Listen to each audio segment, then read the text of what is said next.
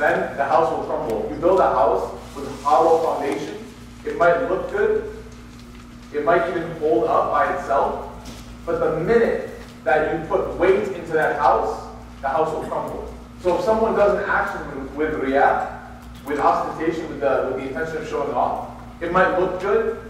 In fact, when it's by itself, it might look great. You might say, wow, that looks amazing. But the minute any pressure is put on that action, it will crumble. What do I mean by pressure? I mean obstacles, circumstance, right? So someone, he prays a lot in front of when people are around.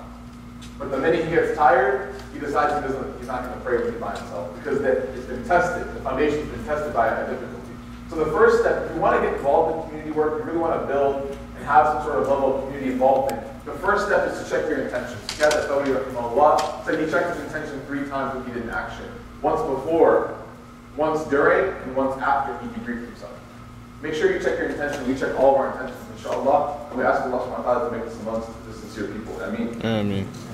The second advice that I have is the one that we talked about yesterday. And that's not placing judgment on people before Allah subhanahu wa ta'ala can judge them. Not placing judgment on people before Allah subhanahu wa ta'ala has judged them. Sheikh Abdel-Rahman tell you the story about his friend who was like all tatted up, like he was hopping the Quran. Did he tell you the story, did he? Some of you may have heard it, maybe. It's a good story. Maybe I'll ask him to tell it to you tomorrow, inshallah. But that story kind of emphasizes or, takes in parcel or part and parcel the idea of not judging someone. There's a lot of people that I've met, a lot of individuals that I've met, that I place judgment on them and they prove me wrong. They prove me wrong. And they make me feel like, from big old white guy AbdelRahman Murphy, it's a small little thing. Because they prove me wrong. There was once a sister at a university in a city that I used to live in. And when she got to the university, she would open up her trunk. She wasn't wearing a hijab. And she would take a hijab out of her trunk and put it on her head. Right? And she would go to class and she would do her thing, do her day. And then as she got back to her car at the end of the day, she would take off the hijab, put it in the trunk and drive home. A lot of people used to talk about her. A lot of people used to really, really judge her and say, why would she do that? Why is she not really full hijabi? They would say she's convertible hijabi or whatever, all these phrases that are really disgusting in my opinion, to be honest with you. And whenever, first of all, on a side note, brothers should never, ever, ever, ever, ever, ever, ever comment on the wardrobe or the outfit of a sister. None of you know how difficult it is to stand out in 105-degree heat and cover your head. None of you know how difficult it is to always wear a long sleeve. Not just physically, but emotionally and spiritually, how difficult it is to do such a thing. Second of all, lower your gaze. Right? None of you have experience wearing hijab. I don't have experience wearing hijab. Right? We should be supportive and uplifting. We shouldn't be condescending and judgmental of a sister if 2 strands of her hair are showing or if her sleeve is a little bit up. First of all, maybe she doesn't know. Second of all, maybe she's struggling. Right? And this goes for brothers as well as sisters who kind of, have a little bit of judgment. It's difficult to wear hijab. It's tough. It's not something that's easy. Oh, Allah said so. Yeah, Allah said a lot of things. Do Muslims do a lot of things? It's tough. And don't equate it to the beard, please. You can't line up a hijab. You can't shape a hijab, right? Don't equate it to the beard. It's different. So please, please. So the sister, she used to take her hijab off when she was going back home. And the people used to make a lot of fun of her. And then one day, we found out the story from one of her friends of what happened. And the story essentially is that her parents are very anti-hijab. Very, very anti the headscarf. And so they were so anti-hijab that whenever she dared put it on in front of them, they would physically beat her. I'm talking hangers, not just your typical chuckle, right? I'm talking hangers, I'm talking rolling pins. The rolling pins that you roll out the dough with? They would hit her with that. They would put really, really they would put hot pepper in her face, in her eyes. They oppressed her. But her iman was so strong that when she did whatever she could to wear hijab whenever she could. She put it in her trunk. And then some sisters, they used to make fun of her because her hijab didn't match her outfit. Because she could only put a couple different colors in her trunk. She couldn't have a whole wardrobe in her trunk. And they would make fun of her and say, why are you wearing that pink with that red? Right? So ugly. Right? Your purse doesn't match your shoes and your hijab. Oh my gosh. And And this girl, her iman was so attached to Allah subhanahu wa ta'ala, she was so on the path to God, that she didn't care what people were saying about her, she would still do it. But judging people is very, very dangerous, right? As Umar ibn Khattab said in the famous athar, give people 70 excuses before you place judgment on why they did something. There was once a person in the community I lived in, he didn't have a beard. He didn't have a beard. And he was on the board of one of the institutions in the city. And he didn't have a beard. And someone that I was very close to used to make fun of him and judge him and say, how could someone without a beard, doesn't even follow the sunnah of the Prophet ﷺ by having a beard, how can that person be a leader of Muslims in an organizational setting? And we found out that he had alopecia. He was unable to grow hair. And he actually wore a wig. Like imagine, like standing on the day of judgment, having all the judgments that we placed on people in front of us, and those people coming and telling us with tears in their eyes their circumstances and why they couldn't do what they wanted to do. It's not worth it. And every time we're in a situation where we wish people wouldn't judge us, so we're at the mall and a girl that we used to go to high school with, or a guy that we used to go to high school with comes up to us and talks to us, and they go in for the hug, the awkward moment. You gotta go limp noodle, right? And then your youth group walks by, they see Brother Murphy's getting hugged by this girl, and you know it wasn't your intention to do so. Think about those moments whenever you want to judge someone. The moments that you wish you could not be judged, but you're being judged at that moment. It's very important. You know, human beings are interesting. We see people in the street, we'll be driving down the street, and we see a man and a woman talking, and they seem like they're having a passionate conversation. And instantly we come up with a story about them. And we haven't even met them before. We're like, oh my God, they're married and fighting. What can happen to the kids? He's gonna take the dog. He definitely cheated on her for sure. You don't even know these people. He could be saying, hey, have a great day. She's like, yeah, you too, stranger. Like, we don't know who they are. But human beings, we quickly come up with stories about people. SubhanAllah. Right? And this is, you know what this is? This is a byproduct of the fact that we're so into fictional culture. Like we live in a false reality. Movies and books are fine, they're great. Right? As long as they're halal, they're great. But don't get sucked into it to the point where you're living like this alternative reality. It's not the case. So we can't judge people. If you want to get involved in community work, judging people will be the fire, will be the negative fire that will burn down the structure you're building. You're trying to build an institution, fire burns down the structure, takes down wood. So if you place judgment on someone, then it will burn it down. Whenever I work with young people, they always say, the reason why we like working with you, first of all, is because Allah subhanahu wa ta'ala has blessed this faqir with some sort of success. And I'm not worthy of it. But the reason why they say it is because you don't place judgment on us. Right? You don't place judgment on us. The third tip when you want to do community work is to establish a social gathering. Establish social gathering. Social gathering doesn't mean, hey, we're having Bukhari night tonight. We're going to read 45 hadith. And then go over the shuttle. And then maybe, just maybe, we'll open up, like, that's not social. Social is bowling. Social is watching the NBA finals. Social is going out and playing basketball. Social is going swimming, ice skating. Social is going on a hike, right? If you live in an area that has these kind of accommodations or commodities. That's what social gatherings are. So the Prophet Muhammad, he rarely engaged in intellectual debate. Rarely. You don't find. If you look at how he did da'wah, right? Allah subhanahu wa ta'ala says, وَإِنَّكَ لَعَلَىٰ خُلُقٍ عَظِيمٍ. That's the method of the da'wah of the Prophet sallallahu alaihi wasallam. Has nothing to do. Very rarely did he get involved in intellectual debate. Because the faith of a people is more affected by the way they are treated than what they hear. And the number one reason why people are not religious, whatever that means, is because of religious people. Right? The number one reason why people choose not to take part in community is because of people who dominate the community with their fervor. And again, we shouldn't place judgment on those people either. The people who strive to be religious, we shouldn't judge them, but we should talk to them and educate them. And we should not be amongst them, those people who push people out of the community. Right? If a brother walked in right now with tattoos all in his arms and huge spacers for earrings and a mohawk and this and that, and he came and he prayed 2 rak'ah, everyone would be staring at him. We need to get to a point where a person like that walks in and we don't even notice him. How far away are we from that? Pretty far. But I believe that this generation is the one that's going to take us past that. Inshallah. So you have to make sure you create social, safe spaces. People cannot be judged. At Roots in Knoxville, alhamdulillah, say what you want. We have many, many boyfriends and girlfriends, haram obviously, many, many boyfriends and girlfriends, coming to our halaqat together in the same car. Right, they get out of the car, guy puts on his kufi. Hey baby, do you have my kufi? Then he hands her hijab, she grabs the hijab. They come into the halaqah, they learn about the Prophet Muhammad sallallahu alaihi wasallam. They sit on separate sides, obviously, but they don't just sit next to each other. They're on separate sides, they learn about the beloved of Allah, and they leave. And you know what? They're growing. They're growing. SubhanAllah. We have one guy who even comes in, on his Facebook, he's openly bisexual. Openly. Yeah. Does it make you feel uncomfortable? Yes, definitely. A little bit. But at the same time, where else is he supposed to go? Right? Why do we feel comfortable picking sick people out of the hospital? If he went to the hospital and said, I'm sick, they said, sorry, we only start helping people here. He'd be like, what? It's a hospital.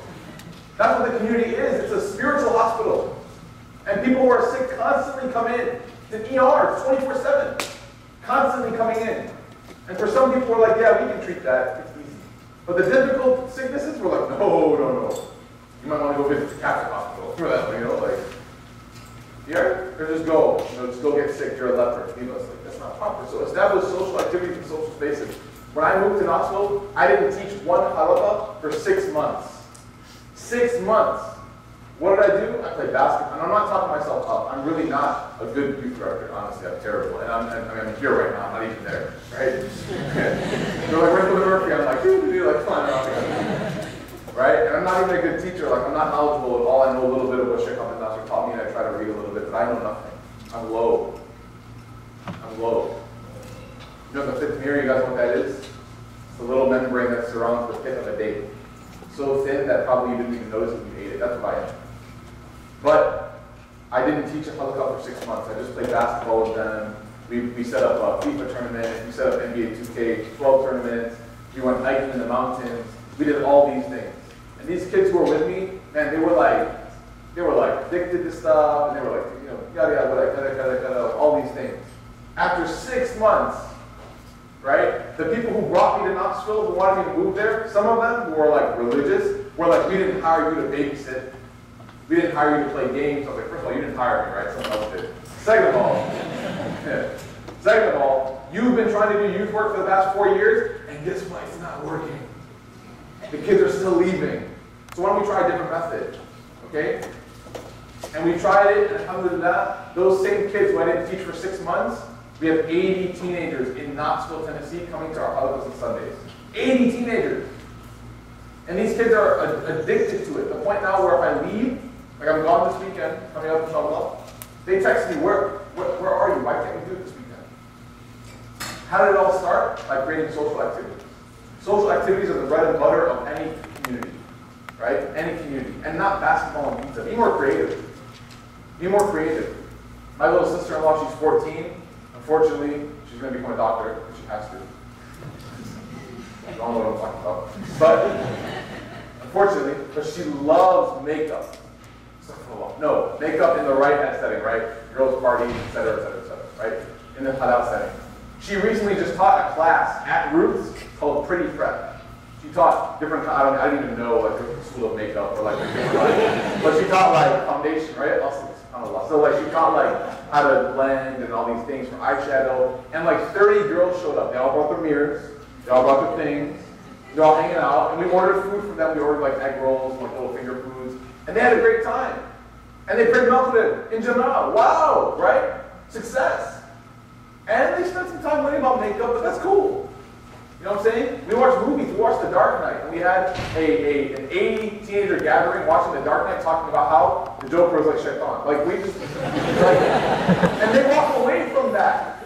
And Voldemort is like shaitan. They walk away from that understanding. I was trying to tell them, like, do you know what true evil is? Like, do you know what shaitan's like? Like, what? I'm like, Voldemort. He hates everything. He doesn't want anyone to be happy. And they understand. Because we create social spaces for them. But if you sit there and you say, okay, page 7 of this book, so-and-so, the Prophet ﷺ, he was racing a red she-camel. They're like, what? Like, they don't understand what a red she-camel is. So when you get involved in community work, you have to do social things. The last thing is this. And it kind of bled over to the third point. But you have to, Allah subhanahu wa ta'ala said He didn't send a messenger or a prophet to their people, إِلَّا بِلِسَانِ قَوْمِهِ. Illa, what does that mean? Except. Except. Be. With, for, lisan. Qawmi. He. His people, right? That's pronouns. That's why okay, you go tell them. Illa bilisani qawmihi. Except on the tongue of his people. Right? So number one, this teaches us. And the tongue, by the way, the Mufassirin say, it doesn't just mean the language, but a big part of language is understanding the culture. It's understanding the culture. So when you do work with people, number one, you have to speak their language. Number two, you have to speak their culture. So we speak English, but more importantly, if you're here, if you live in America, I know there's a lot of international students, you speak American. You know what YOLO means, right? You know what LOL means. My mom doesn't know what LOL means. She types LOL, like 30 L's, right? And I'm like, Mom, she goes, yeah, it means like, I'm laughing, right? Oh yeah, basically, right? We know what these things mean, so we can talk to them. And we can translate for their language.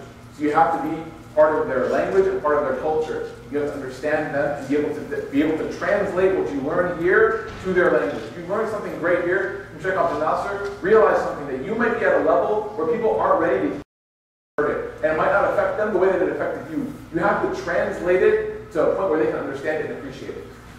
Otherwise, they never will. They'll never get it. And you're wasting your time. So make sure that you are interacting with people the way they want. Make sure, number one, you have sincerity. Because if you don't have sincerity, Allah takes the barakah out of your work. Make sure that you don't judge people. Make sure that you create social gatherings, right? Make sure that you speak in their language. And then after all this is done, you'll find people coming to you saying, when you first came, or when you first started this youth group, or when you first started this young professionals group, or young families, young couples, when you first started this, brother so-and-so or sister so-and-so, I had no interest in learning. I enjoyed the potlucks, I enjoyed the outings, the field trips, the overnights, all these things. But now I want to learn a little bit more about the Quran. I want to learn a little bit more about the Quran, about Allah subhanahu wa ta'ala. I want to learn a little bit more. That's what happens. After 6 or 7 months, they'll come and say, teach. We like you. You connect with us. Can you teach us something? What makes you the way that you are? Right? And this is important. So we're actually going to go over a couple lines of poetry that you see on the screen here. This is from a great scholar in the Ashur.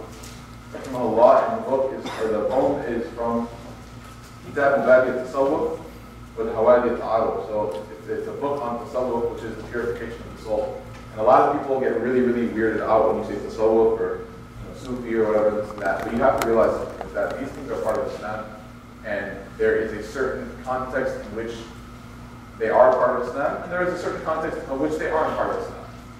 Right? Just like jihad. Talk about jihad, there's a certain context that yes, there are certain parts that are definitely without a doubt part of Islam, and there's a certain context in which people took it, deviated it, twisted it, and we don't even accept it, no scholar accepts it. Tasawwuf is the same way.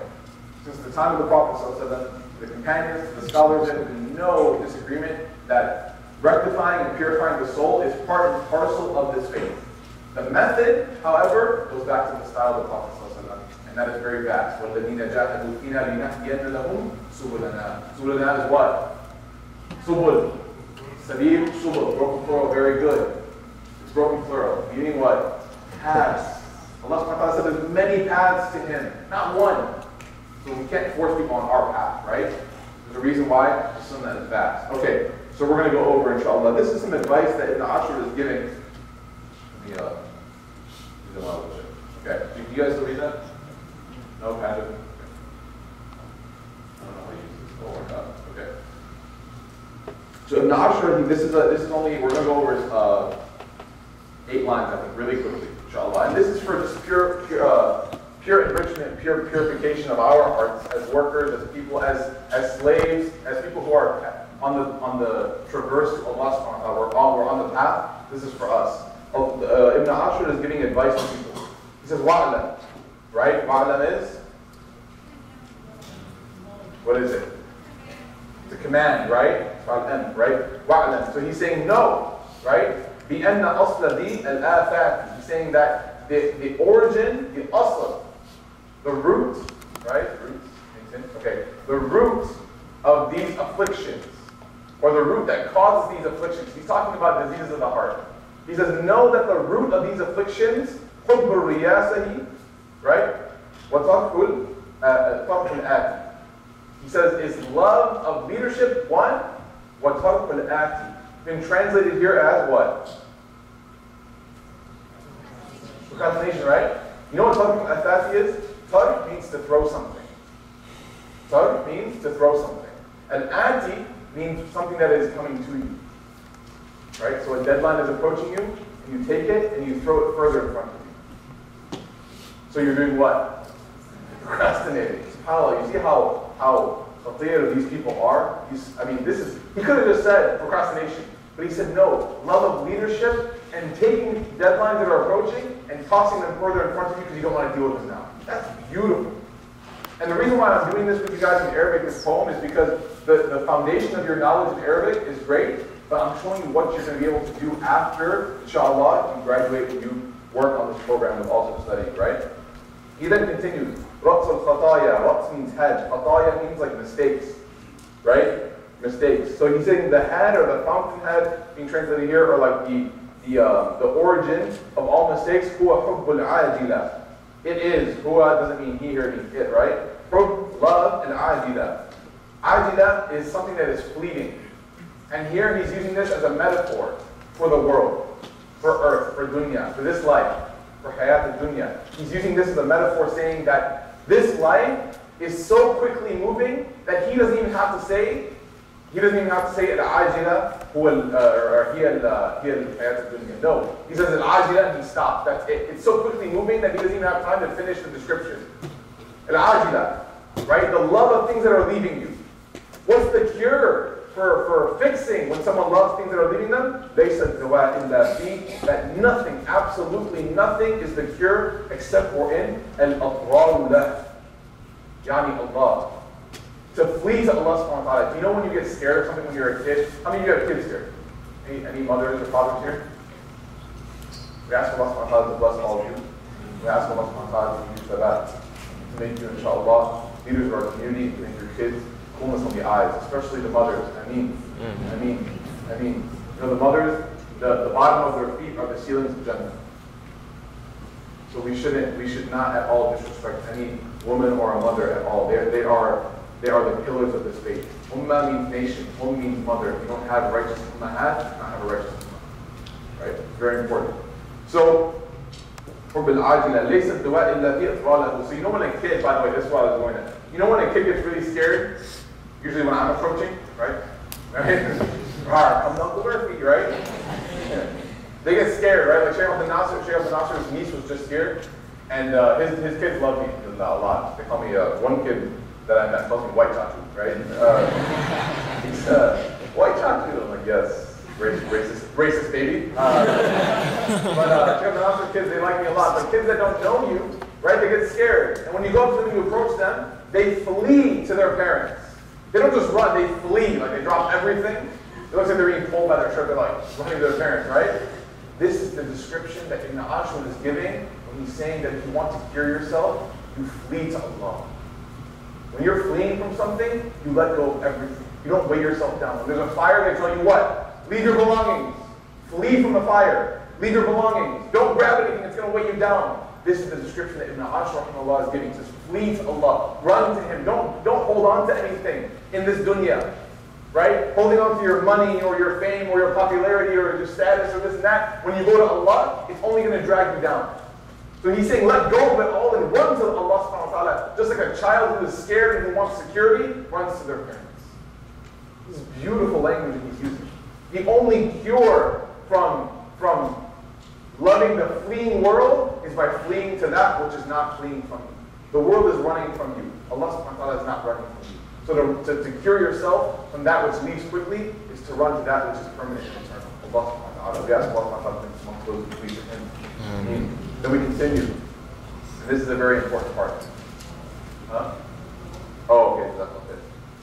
I have an iPad, so I'm not used to this vaulted technology. Okay, so anyways, then this is what Mufti Hussein was talking about. We're going to finish up right now, inshallah. Don't trust me, the shuttles, we told them to come a little bit later, so don't freak out. Okay. يصحب الشيخان or شيخان عارف المسالك, to keep companionship. So he's saying this is also part of the cure. to keep companionship or to become a companion of a shaykh who knows someone, he knows a shaykh alim, that they are a knower of masalik, of the pathways, right? When you call someone salik, right? If you guys ever met someone named salik, salik means someone who is on the path, right? And masalik. So the teacher knows the pathways, right? يَقِيهِ فِي طَرِيقِهِ الْمَهَالِكِ, that they can protect you from the roads of destruction. This is why it's important whenever you go anywhere to have a teacher, to have a murabbi or a shaykh. And most of us, our first teachers, inshallah, all of us, are our parents. Our first mashayikh is our mom and our dad, right? And we take them as murabbi, as mentors, to protect us from the paths of destruction. And then it's also important to find someone who's qualified. If you're lucky enough to find someone in your community who speaks your language or who you really jive with, then that's good. But if you can't, then make sure you find someone, right? For me, I have one in my community, alhamdulillah, but I also have Sheikh Abdul Nasir. I also have, some other people, like Imam Suhaib and some others, that I can call and I can say, listen, I'm about to do this, like, save me if I'm going to hurt myself. And this is what the Sheikh is saying. And then the last line we're going to go over, inshallah, that when they see, right, when they see this person, they think of Allah. The reminder of Allah comes when they see this person. وَيُوصِلُ الْعَبْدِ إِلَى مَوْلَاهُ. That, and this person connects the shaykh, talking about the shaykh. They connect the abd to the master. So the job of the teacher, this is how, by the way, you test and see if your shaykh is helping you. Does the shaykh connect you to your Rabb, to Allah subhanahu wa ta'ala? Because the shaykh is already being connected. The shaykh is already studied and being connected to Allah. So is that shaykh taking you, who is a servant, to Allah subhanahu wa ta'ala? That's the question. Right? Inshallah, we're going to send out this little 8 lines, inshallah, now that we've gone over it. Inshallah, I want you all to reflect on this. In fact, I can send you the whole poem. But I want you all to reflect on this a little bit, inshallah, that you're studying Arabic and you guys, mashallah, are moving forward. But if you want to build a community, you have to work on that aspect. But this poem talks about addressing yourself. And these things, when you finish this class, inshallah, will be accessible to you. You can read them and understand them and benefit, help yourself and your family, inshallah. We ask Allah subhanahu wa ta'ala to help us all. We ask Allah subhanahu wa ta'ala to give us the best in our ilm. We ask Allah subhanahu wa ta'ala to increase us in knowledge that benefit. We also ask Allah subhanahu wa ta'ala to help the people of Syria, and to help people all over the world who are suffering, to help all our family, and Ya Rabbil Alameen, when they got them out of here. Amin.